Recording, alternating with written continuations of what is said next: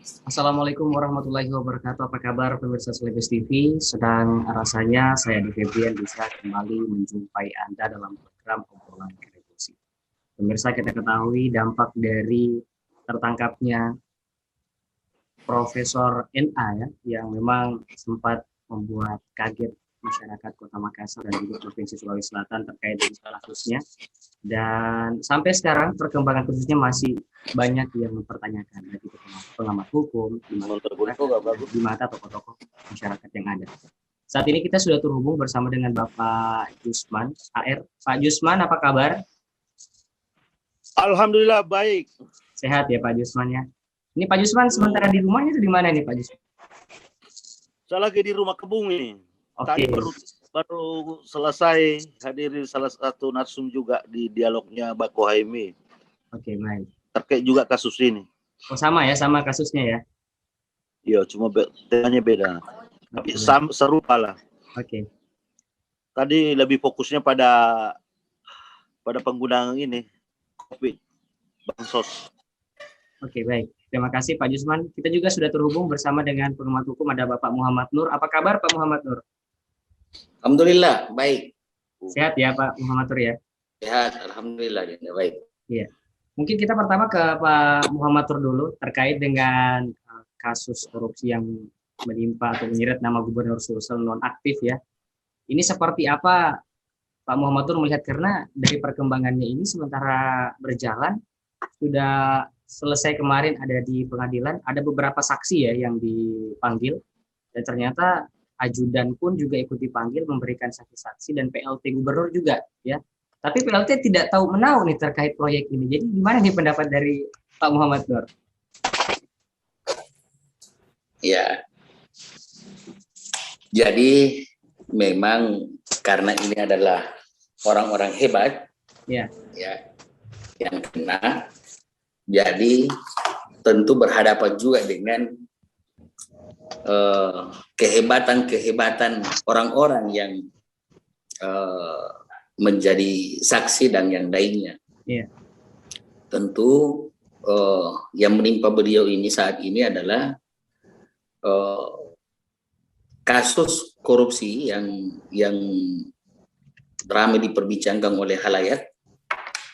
Apakah itu benar atau tidak kan sekarang belum bisa kita memponis atau menjustis beliau itu pelaku atau bukan ya. Yang jelasnya masih dalam praduga tak bersalah, sekalipun ranahnya adalah kemarin adalah ranah OTT ya.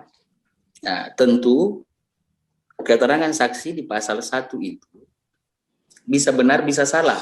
Kita juga tidak bisa mempercayai itu 100%. Di pasal 1 angka 26 dalam Undang-Undang KUHP itu jelas ya.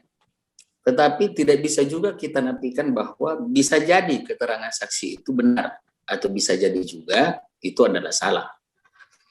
Nah, tentu semua ini adalah perlu sebuah analisis hukum yang begitu hebat, begitu mantap, baik yang harus dilakukan oleh hakim yang menangani perkara-perkara korupsi.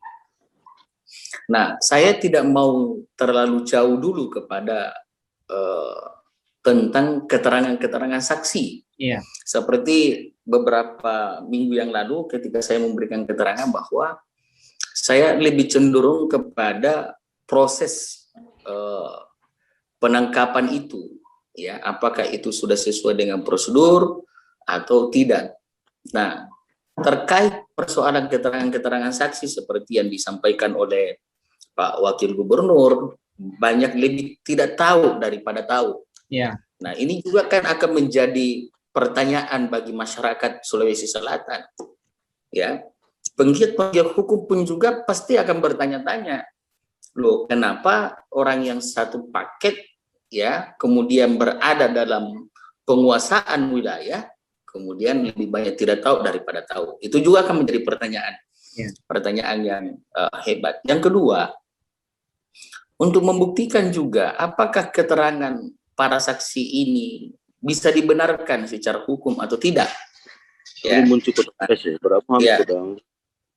Ini juga harus menjadi renungan karena peristiwa tentang keterangan-keterangan itu runutannya yang menurut saya yang terlampau jauh.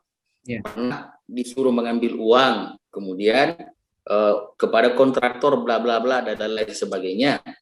Itu runutan daripada peristiwa tertangkap tangannya beliau, titiknya beliau itu punya range waktu yang begitu jauh.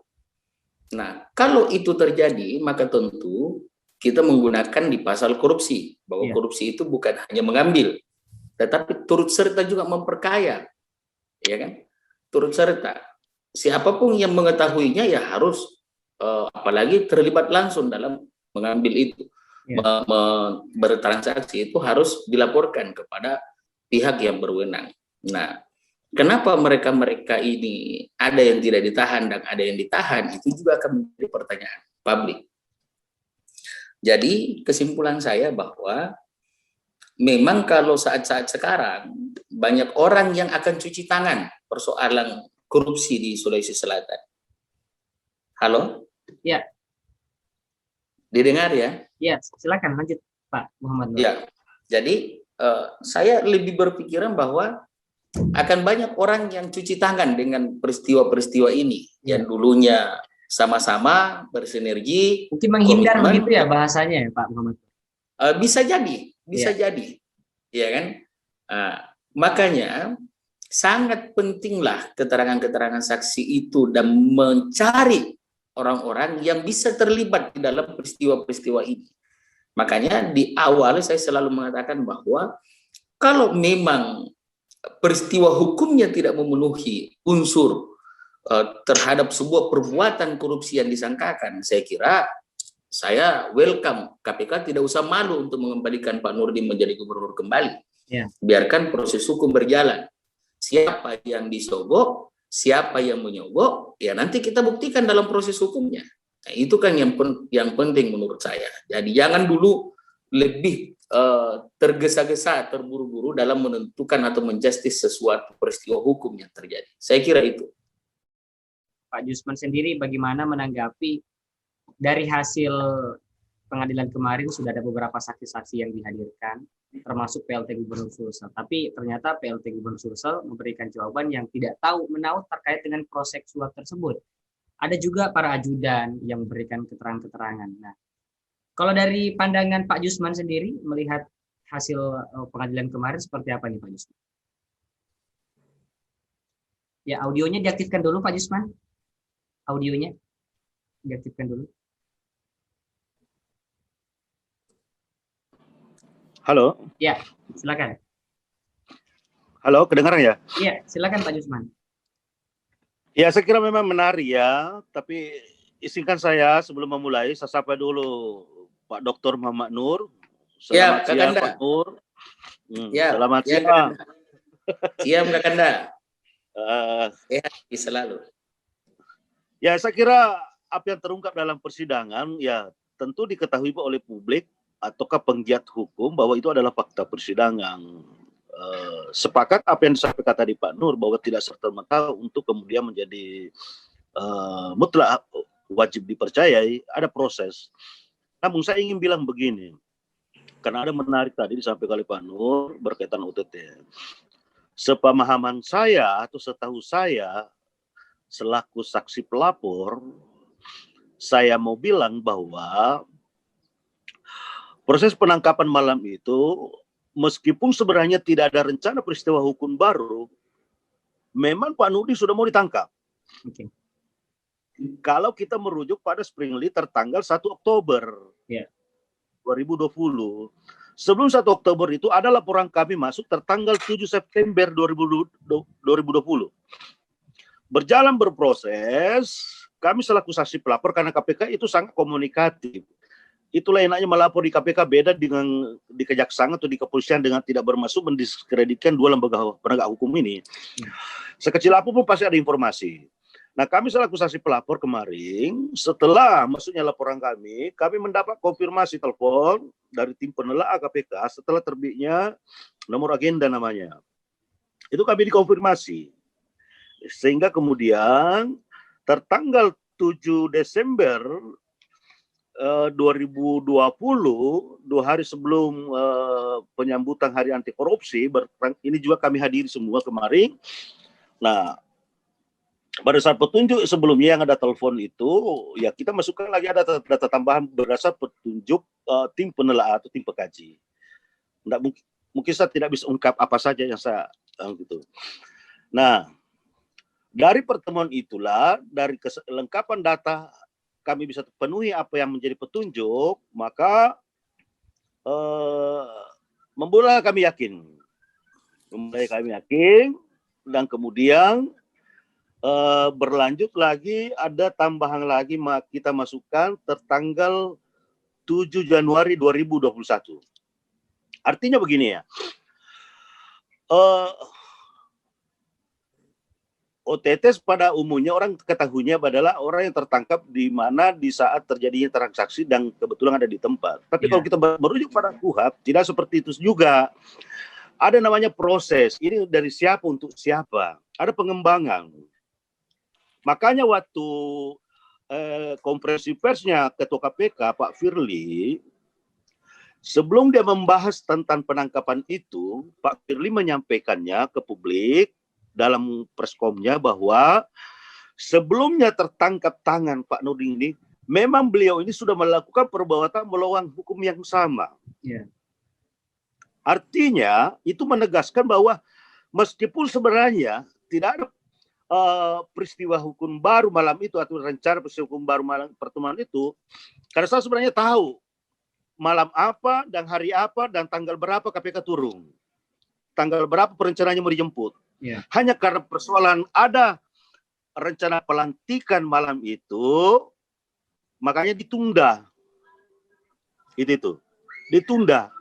Bersamaan penundaan itu ada lagi interaksi antara Pak Nurdin dengan si Anggu ini. Saya tahu sekali ini barang. Makanya KPK ya tetap melakukan penangkapan. OTT kan itu sebenarnya tidak ada ketentuan hukum yang mengaturnya. Yeah.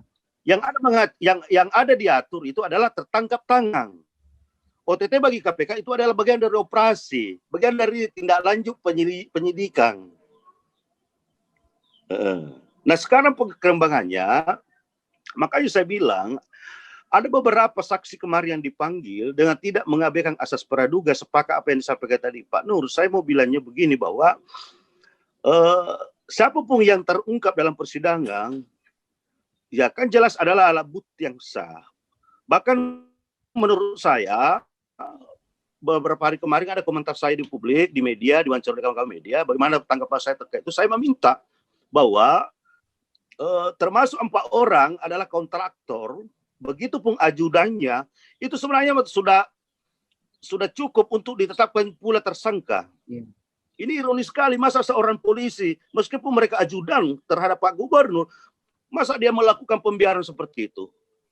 Dan menurut saya bukannya pembiaran, tapi memang dia turut serta. Kalau kita menelaah kronologinya, dia terlibat mengantar, dia terlibat menjemput, dia terlibat ke ban. Yeah. Ini kan lucu, makanya kami minta kepada 2 oknum ajudan ini, harusnya mereka mendapat pertanggungjawaban hukum di institusi sendiri. Oleh KPK mereka bisa ditersangkakan dengan tidak mengabaikan asas praduga. Saya kira cukuplah itu untuk persoalan sama dengan kontraktor. Kalau kita merujuk pasal 5 Undang-Undang Korupsi, jelas di sana bukan hanya si penerima yang harus dijerat, pemberi pun. Pemberi, suap kan jelas definisinya, berhubungan dengan jabatan, kewajiban, bertentangan dengan kewenangan atau kewajibannya. Kan jelas begitu. Artinya, kalau itu bicara penegakan hukum atau jeratan, maka bukan hanya penerima, harusnya penyuap juga ini diterima. Menerima ganjarannya itu. Nah, kemudian berlanjut lagi. Soal mengapa ada proyek diperiksa tahun 2019. Yeah. Anggaplah itu atas nama Haji Momo dengan siapa itu lagi itu, Haji Herudin. Proyek ini kan 2019. Kan begitu. Yeah. Lalu kemudian mereka menjadi terperiksa juga. Nah, ini artinya ada pengembangan. Saya malah menduganya, analisis kami adalah dapat kami duga mungkin kasus ini akan diarahkan juga ke TPPU, tindak pidana pencucian uang, karena dalam hasil penyidikan KPK diketahui ada banyak aset yang tidak bergerak yang dimiliki Nurdin Abdullah yang tidak jelas juntrungannya, sumbernya dari mana. Ya, betul. Mungkin adalah terjadi perbuatan lagi suap atau gratifikasi. Kembali lagi saya pertegas, berkaitan laporan kami kemarin itu, mengapa kami melaporkannya ke KPK, bukan di kejaksaan, bukan di kepolisian. Kalau kita bicara korupsi, jelaskan ke definisinya, ada tidak unsur perbuatan melawan hukumnya? Ada tidak unsur kerugian negaranya? Karena proyek kemarin itu, karena kalau di Sulsel ini ada 8 sebenarnya proyek besar yang ditangani oleh Pak Nurdin, merujuk juga pada hasil temuan BPK. Yeah. Namun dari 8 itu yang bisa kita tarik menjadikan sampel untuk di KPK karena adalah Makassar Newport. Makassar Newport ini adalah proyek nasional, proyek strategis untuk meyakinkan KPK agar menarik atau mencabut agenda masuk 5 besar skala prioritas penindakan itu tidak gampang loh.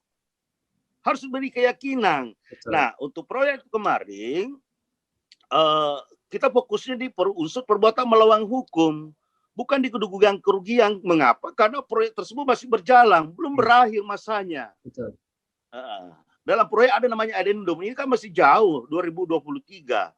Nah, kita fokus di perbuatan melawan hukumnya. Apa saja yang kami temukan dalam investigasi kami, ya telah ditemukannya lahirnya atau terjadi konflik of interest, monopoli, perbuatan ini banyak lah. Mau maaf saya tidak bisa sebut secara spesifik. Nah, dengan dasar itulah yang mendorong kita lapor di KPK, bukan kejaksaan dengan di kepolisian. Mengapa? Bukan di kepolisian, bukan di kejaksaan. Apakah kami tidak percaya? Bukan persoalan itunya.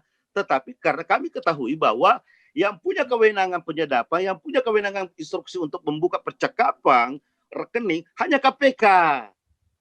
Kepolisian memang dimungkinkan, tapi saat di persidangan, beda. Dan memang dari awal kami meyakini bahwa unsur perbuatan melawan hukum ini adalah modus operandinya boleh dipastikan adalah suap dan gratifikasi. Kan banyak kita melihat banyak kebijakannya Pak Nurdin, khususnya pemenang-pemenang proyek dan tender. Mengapa dikatakannya 2 peserta padahal 12? Mengapa mereka yang dimenangkan sementara dia diketahui adalah orang titingnya kemarin, juga staf ahli pula. Ini aneh. Kenapa berani melabrak itu? Kalau ditarik undang-undang korupsi, 2 yang jelas. Iya, betul. Karena adanya suap, karena adanya gratifikasi. Jadi begitu. Baik, terima kasih Pak Jusman. Saya kembali dulu ke Pak Muhammad Nur. Pak Muhammad Nur ini sebenarnya memang menarik ya, seperti kata Pak Jusman tadi. Ini juga si Agung, salah satu tersangka, dia melakukan justice kolaborator. Katanya sih ingin mengungkap para pelaku-pelaku lain yang sempat terlibat, bukan hanya gubernur belum dikabulkan mungkin gitu ya, kayak gitu. Terkait dengan justice kolaborator ini Pak Muhammad Nur bisa dijelaskan sedikit yang diinginkan oleh si Agung ini seperti apa sih, Pak Muhammad Nur? Ya, saya tidak terlalu begitu menyimak persoalan korupsi Pak Nurdin tapi saya lebih cenderung pada sebuah perbuatan peristiwa hukum. Ya. Jadi apa yang diharapkan dengan Pak Agung ya tentu dari sisi hukumnya ya kita melihat apa tujuan beliau untuk melakukan sebuah apalagi satu ungkapan yang akan menyeret orang nantinya. Saya lebih cenderung kepada saya sepakat dengan Kakanda tadi Pak Jusman bahwa nah ini jauh sebelumnya sudah ada laporan dan lain sebagainya. Cuma ada yang sempat saya tanda kutip ya, bahwa sebelum beliau ditangkap beliau sudah mengetahui hal itu. Saya tidak tahu apakah ada bocoran ke beliau dan lain sebagainya. ya, itu artinya bahwa yang saya tahu sebelum ini kan Pak Nurdin belum pernah diminta klarifikasi oleh KPK terkait persoalan ada laporan dan lain sebagainya. Ya tentu karena ini deliknya delik aduan ataupun terhadap KPK, ya tentu harus ada permintaan klarifikasi terhadap delik itu. Nah, hanya saja kalau umpamanya sudah ada satu perbuatan dan diuji perbuatan itu apa benar atau tidak, tentu secara hukumnya harus dikaji dan diminta klarifikasi terhadap perbuatan yang dilakukan. Contoh umpamanya seperti Bang Jusman tadi menyampaikan bahwa ini karena ada laporan dan bla bla semuanya, lalu kemudian sudah ada kepastian bahwa Pak Nurdin ini akan ditangkap tanpa diminta klarifikasi. Saya tidak tahu KPK menggunakan sistem hukum apa dalam menangani kasus korupsi. Ini yang jadi tanda tanya bagi saya ya. Nah, yang ketiga, pada saat penangkapan OTT itu, ya saya sepakat kalau Bang Jusman sesuai di dalam pasal 12 bahwa tidak ada sebenarnya itu undang-undang tentang OTT. Saya sepakat, itu memang benar. Tapi tentu ada mekanismenya, ada caranya. Orang itu di OTT apa? Memang orang tertangkap tangan itu tidak mesti harus ada di TKP, ya. Karena di beberapa poin itu dijelaskan di dalam KUHP bahwa bisa saja karena orang berada di TKP menunjuk dirinya seorang itu bahwa yang menyuruh adalah beliau. Bisa jadi itu juga bisa masuk dalam kategori OTT. Jadi ada beberapa poin-poin tentang syarat-syarat OTT itu. Nah, yang jadi persoalannya adalah kenapa hanya beliau yang ditetapkan tersangka dengan satu orang pengusaha, sedangkan seperti Bang Jusman tadi katakan bahwa yang seharusnya ditetapkan tersangka itu semua orang, karena undang-undang korupsi itu tidak hanya untuk orang yang menerima saja, tapi orang yang tahu dan orang yang menjemput dan terlibat di dalamnya. Makanya ada juga memperkaya diri dan lain-lain sebagainya. Tentu ini menjadi pertanyaan bagi kita semua oleh masyarakat. Makanya saya sangat sepakat dengan Bang Jusman bahwa penindakan korupsi di Sulawesi Selatan itu memang kita harus giat untuk bersama-sama melakukan itu. Dan saya sepakat tentang itu. Selama proses dan mekanisme terhadap penegakan itu benar-benar diletakkan pada undang-undang. Saya kira itu yang paling utama poinnya, ya. Jadi saya bersama dengan Bang Jusman siap untuk bersama-sama memberantas korupsi. Siapa orangnya? Karena memang hukum tidak tebang pilih. Ya. Oke, cukup. Makasih. Pak Jusman, ini kalau dilihat ya terpisah terkait temuan Badan Pemeriksa Keuangan Sulawesi Selatan pada anggaran bantuan sosial atau dana COVID-19 yang disinyalir ini juga mengalir ke anggota Dewan Perwakilan Rakyat Daerah Sulsel. Nah, menyikapi hal tersebut ini pandangan dari Pak Jusman sendiri seperti apa? Dengan adanya anggaran yang disinyalir mengalir ke DPRD Sulsel, terus juga Pemprov gagal meraih WTP begitu, silahkan Pak Jusman. Untuk bicara dugaan korupsi, tidak usah terlalu kaku pelan, tidak usah narasi sinyalir, memang begitu. Dengan tidak bermasalah. Ngapain nanggung ngomongnya? Itu sudah ada Pak Dr. Muhammad Nur, pakar hukum itu loh. Ada Kopol juga di sini. Kopol juga lebih tahu lah itu. Yang pasti memang diketahui ada memang mengalir ke sana.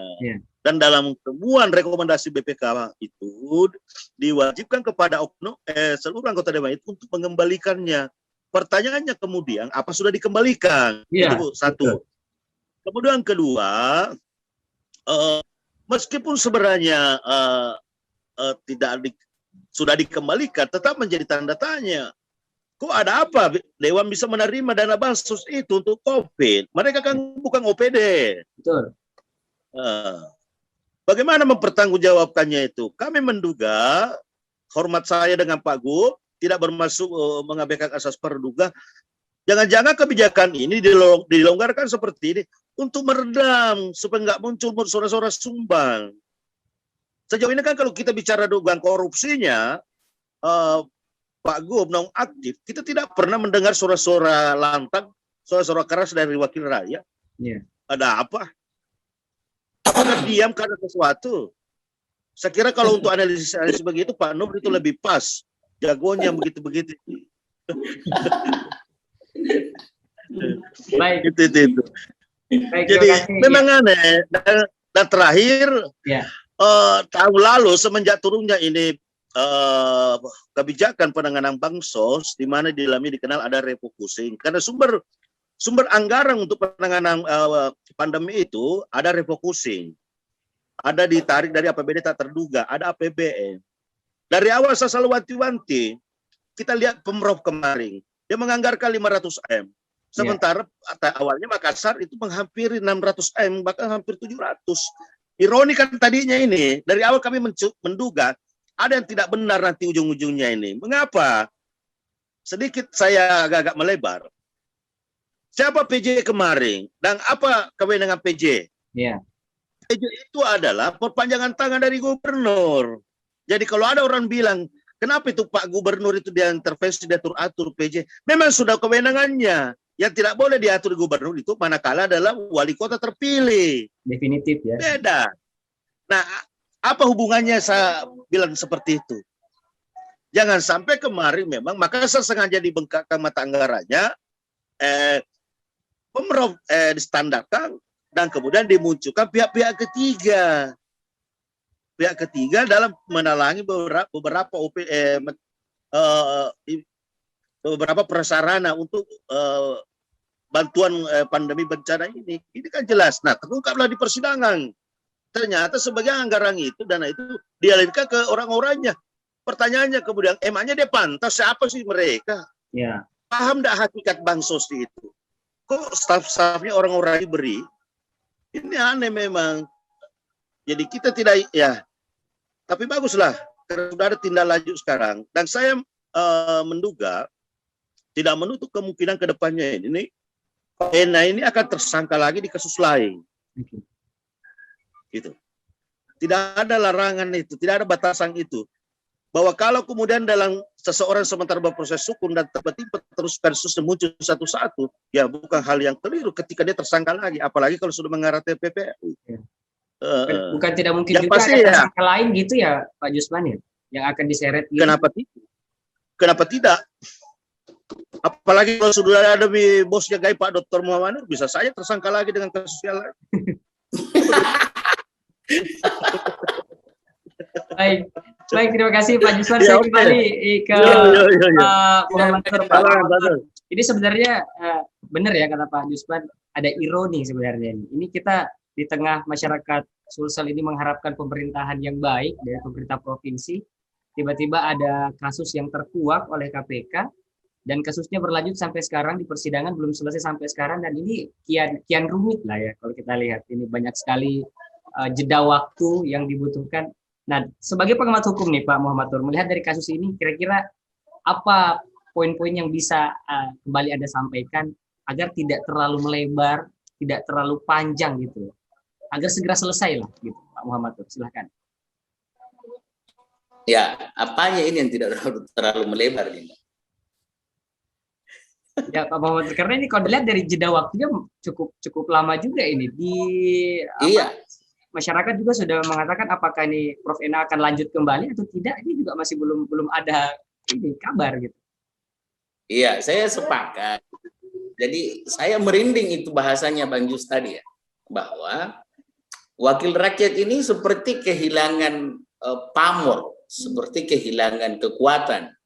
Tidak satu pun yang sempat berbicara dalam persoalan Nurdin, korupsinya Pak Nurdin. Memang itu yang perlu ditanda tanya ya, dari sisi politis. Ya, dari sisi politisnya. Makanya ya, kenapa ini melebar ke sana kemari? Karena semua orang-orang yang berkompeten untuk bicara itu semua terdiam. Tidak ada yang mau bicara. Ya, orang-orang yang mewakili rakyat, apa benar korupsi itu ada atau tidak? Yang tahu juga ini kan anggaran-anggaran DPR. Iya. Ya kan? Kemana-kemana tujuannya juga DPR. Nah, ini semua bungkam, tidak ada yang bicara.